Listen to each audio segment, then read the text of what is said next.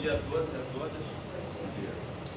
Sou representante de Ivan, sou comissário de polícia. Há 30 anos na PSERG e 22 anos na divisão de homicídios. A minha participação na academia de polícia já estou lá desde 2009, 2001 comecei como palestrante, na área mesmo, até então não pensando essa questão, estava conversando até com o Neira, você não pensa muito no início da sua carreira na questão da saúde, né? Você é muito jovem, você todas as coisas que acontecem ao seu redor parece que são estranhas e distantes de você, que você não vai passar por aquilo nunca, enfim, né? Minha experiência, você entende aquilo como uma reclamação muito, muito longe do seu território. Mas a minha entrada na Delegacia de Homicídios, em 1996, me abriu os olhos para um pouco para cima do tema, né? Me interessando mais pelo tema, porque eu comecei a trabalhar com desaparecimento de pessoas. E vi que ali era uma carga muito pesada de trabalho, muitas cobranças, né? Eu comentava logo na abertura, que cheguei com os colegas, que para mim a cobrança de homicídios é uma cobrança muito forte, mas desaparecimento era muito mais forte. E um dia eu ouvi um colega dizendo que aquilo ali era uma casa de moedor de carne de gente. Dada a dedicação, que era sofrimento mesmo você acompanhar aqueles familiares todos. Eu comecei a acompanhar o trabalho do Carlos Olinto, que é um psicólogo nosso hoje na DECAB, e sentia que aquilo ali, que aquele rapaz não que tirasse tudo de letra, mas era mais fácil, parecia para mim mais fácil. E eu comecei a me aproximar um pouco mais do Olinto e vi que a ferramenta, a psicologia, fazia bastante diferença no dia a dia, no trabalho ali, não por distanciamento, mas uma forma mais técnica, né, de trabalhar com uma conversa que se chamava, à época, e a psicanálise fala sobre isso, uma conversa flutuante, né? Você não deixa que aqueles relatos do dia a dia impactem tanto, né? Então, eu sentia mais facilidade, enfim, fazer psicologia. E quando começa a trabalhar na Barra da Tijuca, em 2010, logo nas primeiras semanas nós tivemos um episódio de um suicídio. Tudo bem, passou um tempo, um outro suicídio. E no meio disso tudo, algumas autolesões, alguns colegas que disparavam contra o próprio corpo, né? E um dia, numa roda de conversa com outros psicólogos, a DH começou com 4 psicólogos, né? Hoje, infelizmente, por algumas transferências, eu estou trabalhando lá, sou o único psicólogo lotado, porque na apresentação que é no Serviço de Estudos Comportamentais. E esse serviço nós começamos a pensar por conta dessas ocorrências. E um colega, o que hoje está lá novamente, já saiu da DH por um período e voltou, o Naldo, ele falou: olha, o pior dia da minha vida foi quando eu estava trabalhando no Instituto Médico Legal e um colega apareceu e se despediu de mim. Olha, foi muito bom te conhecer e tal. Levou aquilo muito a sério, depois ligou para a chefe, falou: ó, fulano está tão estranho, e falou a mesma coisa comigo. E ele disse que naquele mesmo dia, naquele plantão, o colega entrou, dessa vez já numa gaveta, né? E ele disse que foi o pior, trabalhando na Core durante muito tempo, foi o pior dia da vida dele. Porque você se sente um tanto que incapaz, né? Poderia usar o termo, né? Você não tem o que fazer. Né? Então, pensando nesse trabalho preventivo, nós criamos o serviço e desenvolvemos um pouco mais para métodos de entrevistas e interrogatórios não coercitivos, né, principalmente quando entrevistando adolescentes, crianças, enfim, e eu estou à frente do serviço há alguns anos, infelizmente, né, por questões todos conhecem, dificuldade de pessoas para trabalhar no setor, disponibilidade, porque a carga da DH é uma carga média de 4 homicídios dia, né, que vocês talvez tenham esse número melhor que eu, algo em torno de 1.200 homicídios por ano na capital do estado do Rio de Janeiro, né, um número muito elevado, e muitas vezes não dá tempo para parar, para pensar na saúde de quem está trabalhando ali. É muito ruim, porque o contato diário do policial, desse policial, eu falo da experiência do homicídio, o dia a dia, lidando com a família, com locais de homicídios e pressão por solução de um crime, que todos sabem que é um crime irreversível, né? Lidar com esse peso, né, na tarefa diária do policial é muito difícil. E você começa a verificar que aquele mesmo sentimento que você tinha no início é o mesmo sentimento dos colegas que estão chegando, como se aquilo ali não fosse acabar nunca. Aquela energia, aquela força, aquela disposição, e chega um tempo que você vê que isso pesa muito. E eu falava com o Guleira, e eu acabei, quando ele falou da questão da família, né, o distanciamento por questões do teu trabalho, né, pela natureza do seu trabalho, que não tem dia, não tem hora, fim de semana, madrugada, eu não sei aqui, alguns policiais presentes, quem é que está dormindo pouco, né, que consegue desligar, e acabam não percebendo muito isso. Isso impacta também no trabalho no dia a dia, né? As respostas ficam muito mais fracas, porque você não está bem. Você não está bem. E muitas vezes você acaba se distanciando, né, dos seus familiares, dos seus amigos, e eu cunhei no dia a dia lá os sepultamentos sociais, né? Você acaba sendo sepultado pelos seus familiares, pelos seus amigos, porque tantas vezes que você é convidado para estar próximo dessas pessoas e o trabalho está sempre em primeiro lugar, né? Então, assim, que eu possa, a colaboração que eu possa trazer a vocês no dia de hoje, é a minha visão enquanto um policial civil que foi vendo isso durante a vida inteira, o que vocês veem no dia a dia, nos filmes, né?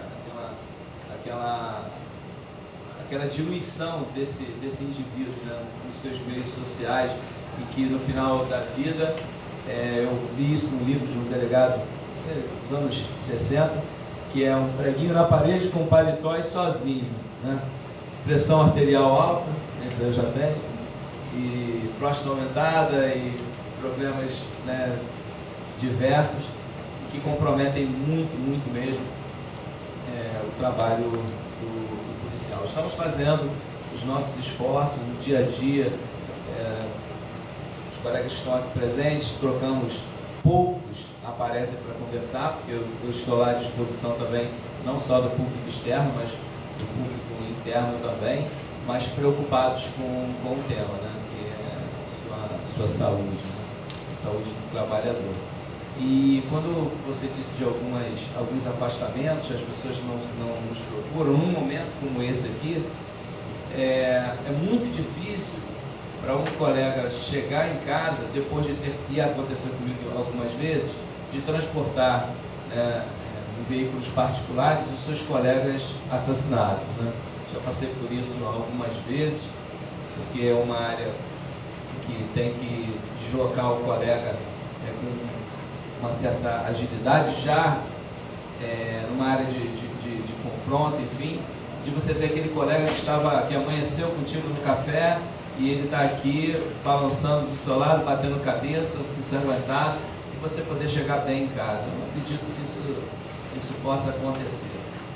Durante um tempo você acha isso, não vou dizer que vai naturalizando, mas faz parte do dia a dia, não dá para parar para pensar nisso, mas é muito complexo, tá? Então, eu espero de alguma forma ter, por esse relato muito pessoal e falando do universo ali da DH ultrapassou no início mais de 200 homens. Eu não sei qual é o efetivo hoje da BH, foi dando uma emagrecida aí durante o tempo, mas é isso.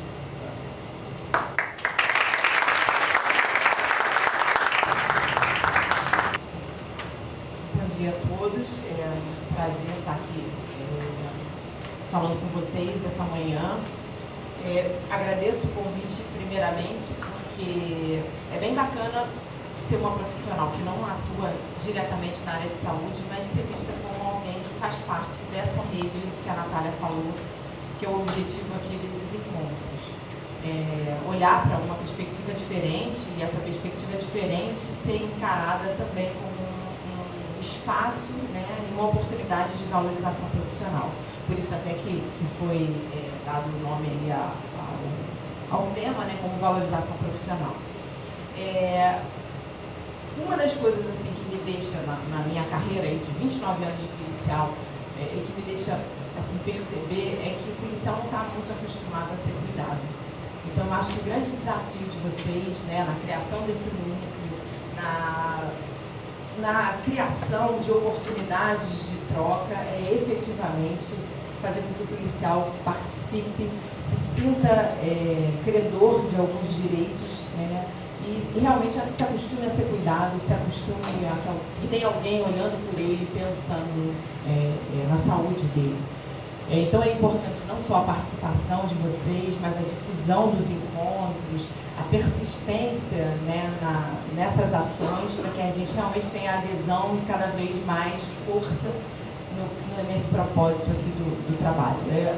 Meu slide começa com a Secretaria de Segurança, ainda que não esteja oficialmente participando, né, como participante, que o Neira falou, assim como palestrante, né, lá da Secretaria de Segurança, mas para minha liberação aqui hoje precisou ser feito um ofício da coligação, fazendo o convite, e, portanto, por eu estar aqui autorizada pela instituição, aqui o slide é institucional. Isso não é nem ruim, não. É até daí que eu vou partir para o que eu tenho a dizer para vocês. No fundo, é uma vinculação institucional, e acho que é uma coisa que a gente tem que carregar com algum orgulho toda vez que a gente é chamado para algum espaço. Essa valorização, essa vinculação, melhor dizendo, profissional, institucional, é uma noção de pertencimento. E se a gente parar para pensar que instituição forte tem membros mais fortalecidos, é muito importante que nos ambientes em que a gente esteja, a gente carregue a estrela da Polícia Civil. No meu caso, que estou lotada agora na Secretaria de Segurança, o símbolo da Secretaria de Segurança. Quer dizer, a gente não está aqui por acaso, né? Eu estou aqui porque tenho uma carreira de 29 anos na segurança pública. Então, é bacana a gente estar se sentindo parte de alguma coisa que é maior do que nós e que deveria cuidar de nós. Então, é bacana a gente começar a pensar em valorização profissional também nessa área. Eu sou papiloscopista policial, atuo na área de ensino, né? E foi pela área de ensino que recebi o convite para participar desse evento aqui de hoje. Então, o tema está escolhido, na verdade não é nem uma busca, mas talvez uma conversa sobre valorização profissional. Eu vou falar um pouquinho da minha trajetória e até para exemplificar algumas coisas que eu considero importantes para essa valorização. Então, como é que tudo começou? Eu estou há 29 anos na instituição, os 3 primeiros anos foram como escrevente, né, que era o início ali do cargo de oficial de cartório antes da reforma, né, dos cargos da PSERG, e depois eu, no segundo concurso, entrei para a área técnica, né, de polícia técnica, e sou papiloscopista desses 29 a 26 anos. E nesse período eu tive uma atuação que foi interrompida por algo que não estava no meu programa. Eu tive um desconforto, e desconforto às vezes é uma coisa ruim, porque tira a gente, né, de uma zona em que a gente já está acostumado a lidar, mas, por um outro lado, é bom porque faz com que as coisas se movimentem. A gente vai ter que dar uma versão nova, né, para alguma coisa na nossa vida. Foi isso que aconteceu comigo. Eu tive um problema de vista, a minha acuidade visual ficou extremamente comprometida, e o trabalho mesmo de perícia, de pesquisa, melhor dizendo, papiloscópica, né, ficou absolutamente inviável para mim. E eu ainda tentei algum trabalho, né, desenvolvido dentro do próprio Instituto, em outras atividades, mas nenhuma delas era ligada efetivamente à papiloscopia, enfim. E eu olhei para aquilo e falei, caramba, o que eu faço agora para continuar a ser feliz na instituição? E uma das coisas que é importante a gente fazer é verificar o ambiente, quer dizer, o que a gente tem ali no entorno, né, para fazer alguma coisa por nós. E aí, na verificação desse ambiente, eu passei a verificar que oportunidades eu podia ter dentro da minha qualificação acadêmica, dentro da minha perspectiva de vida pessoal e de vida profissional, e resolvi fazer uma coisa que poucas pessoas fazem na sua vida profissional, que é tentar assumir o controle. Deixar de entregar para a mão das outras pessoas, né, o rumo da sua vida profissional. E aí se conjugaram aí alguns aspectos, algumas oportunidades, e eu comecei a desenvolver, para mim, um projeto profissional. Esse projeto profissional acabou criando, para além da vocação policial que eu tenho, uma vocação em docência. E o meu projeto foi entrar na academia de polícia, porque é uma demanda da polícia, a área de ensino é uma demanda da polícia. E eu parei para pensar, meu Deus, o que eu posso fazer nessa área, que é uma área que tanto me atrai?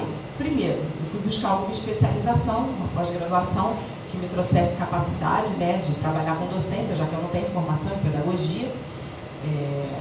E fui ver qual era a demanda da instituição, e na época, foi justamente naquela virada do programa Delegacia Legal, era o programa Delegacia Legal. Eu falei, poxa, o que essas pessoas precisam saber dentro da instituição? Precisam saber trabalhar no sistema de controle operacional.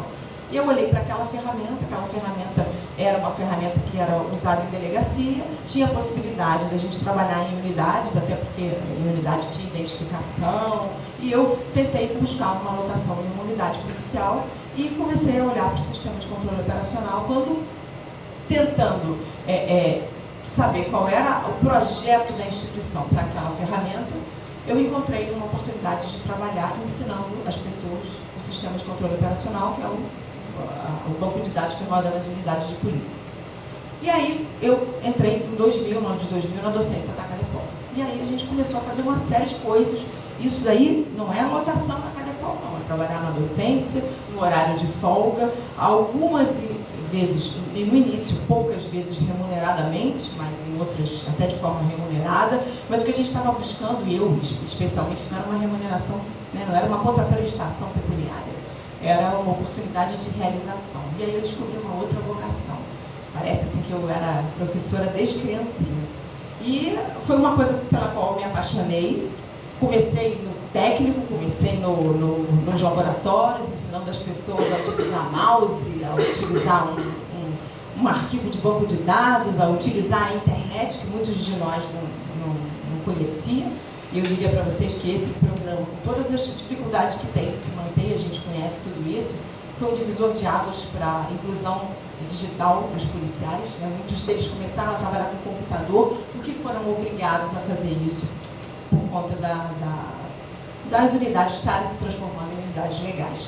Enfim, e eu comecei a buscar ali também a malha curricular dos cursos de formação, inicial, né, dos cursos de formação continuada, onde é que dentro da minha preparação acadêmica eu podia desenvolver alguma atividade pedagógica para os policiais.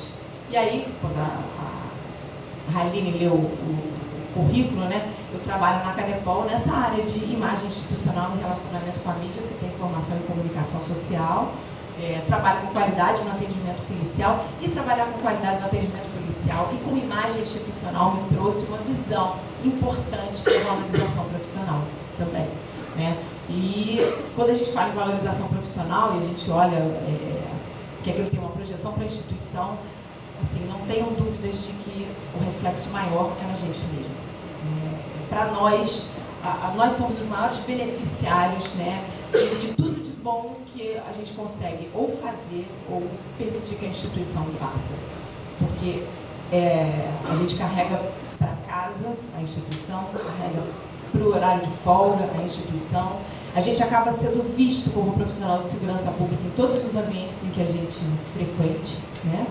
Então é importante que a gente dê a nossa parcela, porque aquela parcela que a gente dá também reflete sobre nós. E aí, eu faço 4 observações aqui que eu acho importante para a gente mudar, né? E para quem pretende, né, assumir as rédeas e o controle dessa mudança, que foi o que efetivamente eu fiz. A primeira delas é que a gente está numa posição boa à beça. Se você olhar para a situação da sociedade, para a situação econômica, para a situação de empregabilidade na nossa cidade, no nosso estado, nós estamos numa instituição que goza de respeito, que tem um trabalho relevantíssimo para a sociedade. A gente tem, não talvez a melhor remuneração do mundo, mas a gente tem uma remuneração que dá para sobrevivermos com dignidade. A gente tem uma condição em termos de aplicadores da lei que é invejada e almejada por muitas outras pessoas. A gente goza de estabilidade. A gente, nessa crise toda do Estado, fomos uma das poucas classes de servidores públicos que não chegaram a virar mais de 30 dias sem a nossa remuneração. Ainda que isso tenha sido por força de uma grande manifestação, articulação e atuação dos nossos órgãos de classe, aliás, como nós nunca vimos antes na PSERG, né? Mas ainda assim, não bastaria só os apelos e os movimentos dos órgãos de classe. É preciso também ver, e a sociedade viu, e o poder público, o governo viu, que a nossa atividade é uma atividade prioritária, né, e importantíssima. Então, a gente ainda, com todas as dificuldades e mazelas que a gente carrega, e as outras instituições carregam as suas também, os outros profissionais também, né, a gente tem que dar valor e valorização à posição que a gente ocupa na sociedade. Quanto mais a gente fizer isso, mais vão olhar para nós e para a nossa instituição com respeito que nós merecemos. A segunda observação é que a instituição não vai resolver os seus problemas mesmo. Então, naquilo em que você puder realmente lançar a mão e controlar, é a melhor coisa que você faz. Assumir a responsabilidade pela mudança do curso da sua vida profissional, se você não estiver anotado num lugar que lhe agrade, se você não estiver desempenhando o papel que você acha que a sua competência profissional lhe permitiria, você precisa mostrar isso de alguma maneira, né? E tentar buscar alguma janela de oportunidades e assumir a responsabilidade pelo seu presente e pelo seu futuro. E é bom que o seu futuro seja o mais presente que você possa, porque a gente vê muitas pessoas também colocando todas as suas perspectivas para quando se aposentarem, para quando os filhos saírem de casa, para quando conseguirem uma outra situação. E, na verdade, a gente não pode colocar tão longe perspectivas que você está precisando hoje para reformular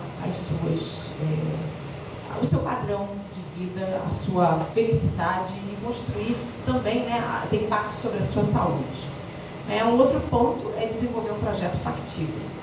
Quer dizer, olhar o ambiente, como eu coloquei no slide passado, no anterior, é isso, é ver que oportunidades realmente são realizáveis dentro do que você sabe fazer e daquilo que a instituição que você pertence te permite, né? Então, eu acho que a instituição nossa tem lugar para muita gente, tem lugar para muito trabalho, falta um desenvolvimento por parte da gestão, né, de gestão por competência, mas a gente pode buscar uma janela de oportunidade para tentar trabalhar, né, ainda que seja dentro da unidade onde a gente está, né? É um ponto bastante importante. E o outro é se equilibrar profissional e pessoalmente. Porque, como o nosso trabalho é muito estressante, a gente leva para casa muitas angústias e a gente tem que tentar, nessa valorização profissional, levar para casa também a importância do trabalho que a gente desenvolve. É importante que a nossa família, pais, cônjuges, os filhos saibam da relevância daquilo que a gente faz, da importância daquilo para a sociedade, por que aquilo ali consome tanto do nosso tempo, tanto do nosso equilíbrio emocional e de quanto que o nosso trabalho ajuda pessoas e só através do nosso trabalho, que o trabalho mais bonito que é lá a persecução criminal do Estado, que é a aplicação da lei, que é o direito que as pessoas têm a essa aplicação da lei, né, se faz por conta do trabalho processual que a gente faz na Polícia Civil. Então, é algo assim de se valorizar para você ter esse valor e ser visto assim quando você chega cansado de um plantão, quando você não tem oportunidade de estar com a sua família no Natal, no Carnaval, no Dia dos Pais, enfim, trazer tudo isso, né, para o trabalho, de modo que a gente tenha, da melhor forma, um equilíbrio emocional. E comprometer-se, né? Eu não sei se vocês conhecem um educador, que já foi até secretário de Educação, e ele fala, o Mário Sérgio Cortella, não sei se vocês já ouviram falar dele, ele fala uma frase que eu acho assim, muito importante, especialmente em momentos de dificuldade, de crise como nós estamos, né? De crise financeira. Fazer o melhor na condição que você tem, enquanto não tem condições melhores para fazer melhor ainda. Então dizer que, não, mas eu não faço porque não dá, eu não faço porque não tenho dinheiro, porque o Estado não me dá condições, ok, mas você está fazendo o melhor que você pode com as condições que você tem?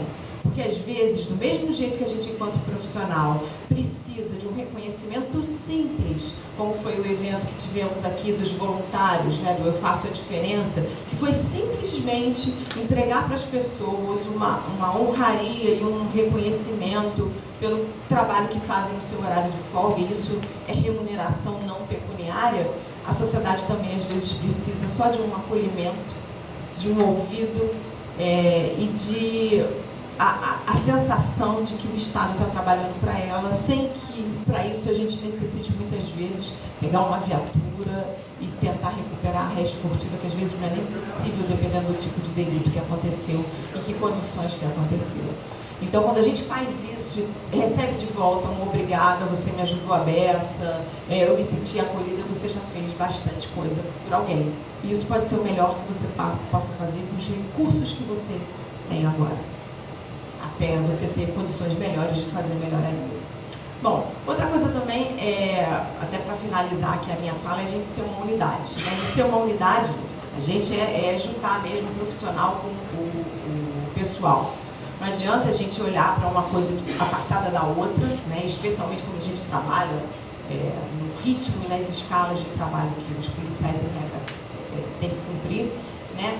Mas olhar para várias áreas da vida e ver aonde que você pode efetivamente melhorar, porque isso vai trazer benefícios para a sua vida profissional, vai trazer valorização pessoal e satisfação pessoal. Então, eu trouxe um quadro que não é nem para a gente olhar para ele com muito aprofundamento, mas é aquilo que o coaching trabalha, né? Olhar para a gente e pensar que as grandes áreas da vida são 4, sua qualidade de vida, a área pessoal, a área profissional e a área de relacionamentos, e tentar cada um dar ali, atribuir em que grau aquelas coisas todas estão bem ou estão mal e precisando de atenção e cuidado. Talvez em cima disso é que vocês construam os projetos pessoais de vocês. Né? Olhar em que áreas que precisam melhorar, em que áreas que as coisas podem efetivamente ficar mais positivas, onde você tem que trabalhar mais, se é nas suas realizações e propósitos, se é ter um hobby, uma diversão que muitos de nós não tem, se é trabalhar um pouco mais a espiritualidade, o contato com a família, enfim, tentar melhorar e dar um equilíbrio para todas as áreas da nossa vida, efetivamente melhoram a nossa saúde, o nosso desempenho profissional e a felicidade, o grau de alegria que a gente tem na nossa vida, de realização na nossa vida pessoal. E, para finalizar, uma das coisas que foi um desafio na carreira de docência foi ser chamada para o primeiro curso que teve para comissários de polícia em 2011 e que pediram para eu fazer uma palestra motivacional para os comissários. Todo mundo com 25, 29, 30 anos de polícia, como é que você vai motivar essas pessoas? Né? Aí eu falei, meu Deus, o que é que eu faço? Né? E eu pensei o contrário, quer dizer, se a pessoa está ali também há 30 anos, numa mesma instituição, eu resolvi inaugurar lá o meu trabalho com uma pergunta para eles. Quer dizer, por que você passou os seus últimos anos na PSERG? E aí eu escutei assim, depoimentos dos mais emocionados das pessoas. Então, no fundo, ainda que a gente tenha pressão, ainda que a gente tenha problemas, ainda que a gente não seja valorizado em termos de remuneração, ou de carga de trabalho, ou de atenção à nossa do nosso equilíbrio psicológico, certamente alguma coisa não só nos trouxe, como nos mantém na instituição. E é só isso que a gente tem que olhar na hora que a gente desanima, na hora que a gente acha que não vai ter resiliência para voltar e encarar as coisas com a mesma alegria e animação de antes. Enfim, é algo que é verdadeiramente importante. E não só olhar para trás, mas olhar para frente e pensar o seguinte: qual é a marca do seu trabalho? O que o seu trabalho está deixando para a PSERG? Eu tenho certeza que numa trajetória, e aí eu vou pegar até teu exemplo, Neira, de 32 anos de polícia, alguma coisa ficou para a PSERG e alguma coisa tem que ter ficado para você continuar sentado aqui, empunhando uma bandeira ainda de luta e de acreditar que a gente pode fazer diferente. Então, é imprimir essa marca, trabalhar com a possibilidade de fazer o que você puder de melhor para não passar em branco por uma etapa que é a maior etapa da vida da gente. Porque em nenhum outro ambiente a gente fica tantos anos, com tantas pessoas, com uma missão a desempenhar, enfim. Então, assim, a minha mensagem para essa valorização profissional é isso: é olhar para a trajetória, cada um de vocês, ver o que vocês fizeram de bom e o que ainda tem de perspectiva para fazer mais e melhor. E isso daí só depende da gente. Obrigada.